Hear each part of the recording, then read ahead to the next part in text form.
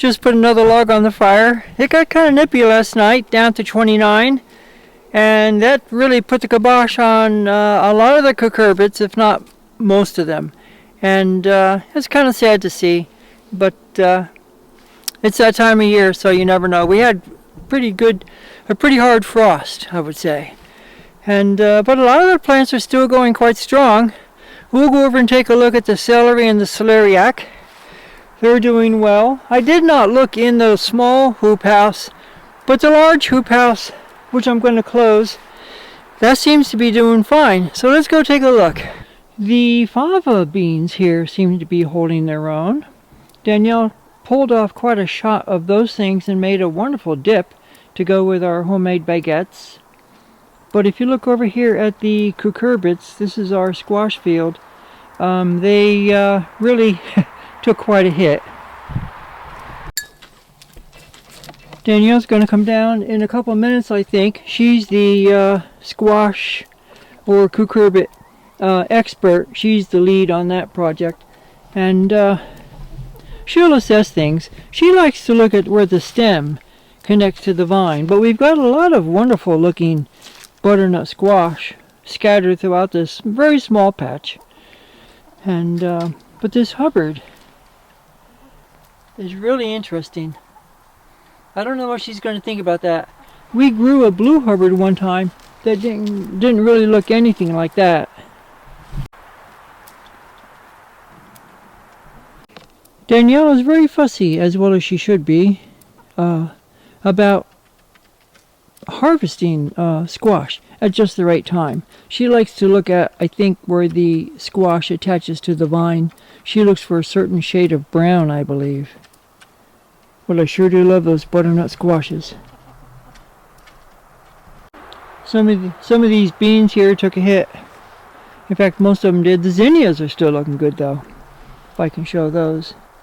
Right there are the zinnias. Still looking pretty good. Danielle covered this batch.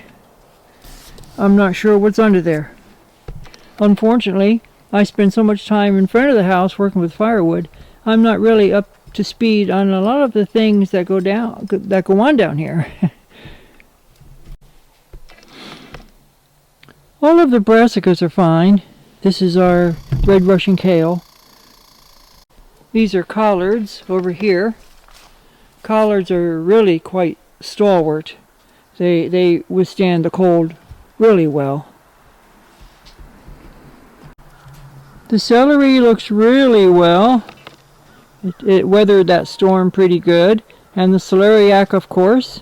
Danielle told me she's going to be making a celeriac soup in the near future. I'm looking forward to that. When our house guest was here, she came down and grabbed a couple of celeriacs and made a wonderful soup. While I'm here, I'll close the store like I always do. Hey, girl.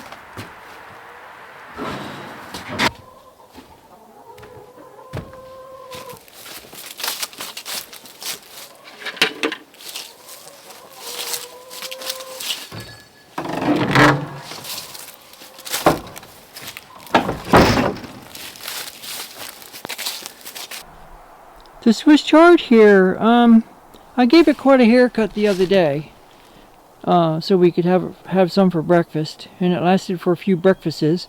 We have this bed, and there's one over in the other garden. It's coming back a little bit slower this time of year. We've got a couple of zucchini plants way down there. I took a couple of zucchini off them this morning. I think they're gone. I think they're done. But the zucchinis I took off this morning, I think I have enough now. I'm going to make a batch of zucchini muffins. And while we're here, the wheat is coming along really well. There it is. I can see it now. You can make out the rows now. If you were standing here, maybe not in the photography, but if you're actually standing here where I am, you can make out the rows. It's very exciting. Danielle took out quite a tranche of carrots this morning. She needed those for her chicken soup soup, chicken soup.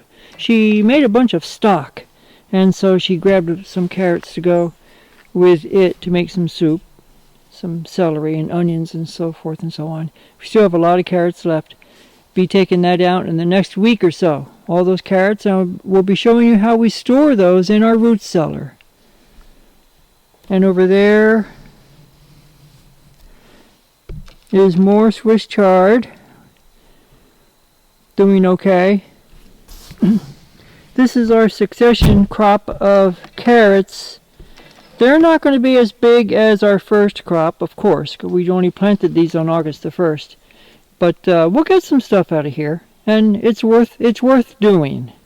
Danielle has done a really good job of taking care of those beets. She planted those early in the summer, and then she's been keeping an eye on them. These are cylindra beets. We're not going to there's a couple that are uncovered. We're not going to really dig into there and uncover them for this video. But we will be making a video the day that we pull them out of the ground and put them in the root cellar. The garden hose was froze this morning. I turned on the water, but couldn't get any water out of it, just a little drizzle. But then I came back down again around 1:30, and it worked fine by then. That flax retting tub you see over there, the water in there was not frozen at all. We're in the hoop house here now, and I'm not going to uncover these plants that Danielle has done a very careful job of covering, but the ones that are not covered, like those, I think that is broccoli. Those plants are still alive and kicking. And then all the tomato plants that are still left in here. These tomato plants survived the frost quite well inside the hoop house here.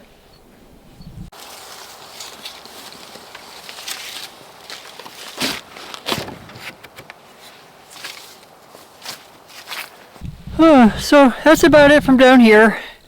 Gonna put the rest of the animals to bed, and it gets dark pretty early nowadays. I'm sorry about getting that video up late like I did. It was such a long video, and I couldn't really figure out any way to shorten it, except maybe I should have put the banana bread on a different video. I'm starting to think about that. I just thought I would show a day of baking in the kitchen, but whatever. It's okay. I knew you all would be waiting, and so I think that was the longest video I've ever done. But whatever. I try to keep the videos between 12 and 16 minutes, and that one ended up being about 26 minutes. What else is happening? Worked hard on the firewood today. You're probably sick and tired of hearing about it. I'm going to be splitting wood again tomorrow, and tomorrow might just about do it. If not, then Sunday for sure we'll take care of the firewood. And then Danielle and I are thinking about taking maybe taking a drive, look at the fall colors, just get out and take a day off. So we might do that. We might not. We might just keep plugging away. But once that firewood is done, it'll be done. Yeah, it'll be, once it's done, it's done. Anyway, so Emma's over there waiting for me, and the young chickens are waiting as well.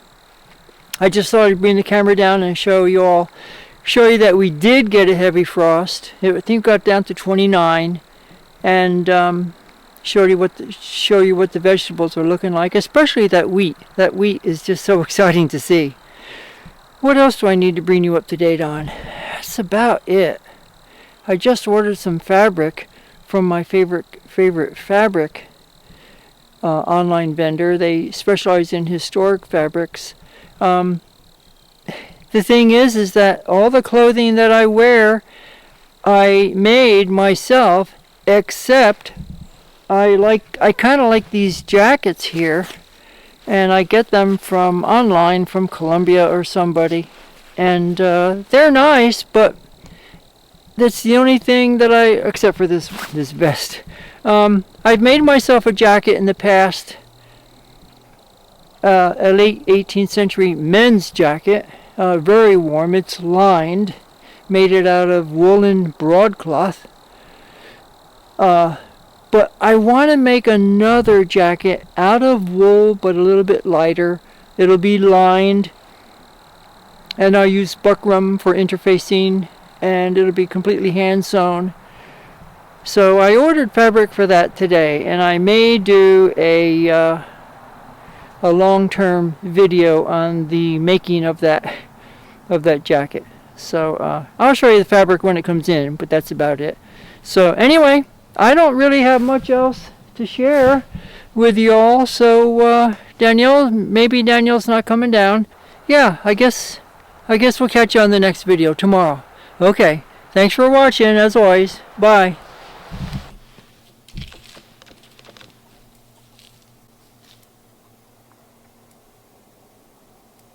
I hope it doesn't get too cold. I don't want a hard freeze. It's light, but it looks like the stems are not dark green.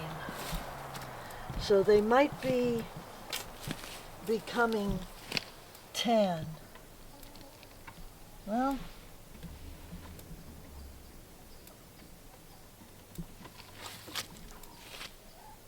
keep my fingers crossed. I should have looked at the temperature before I came down.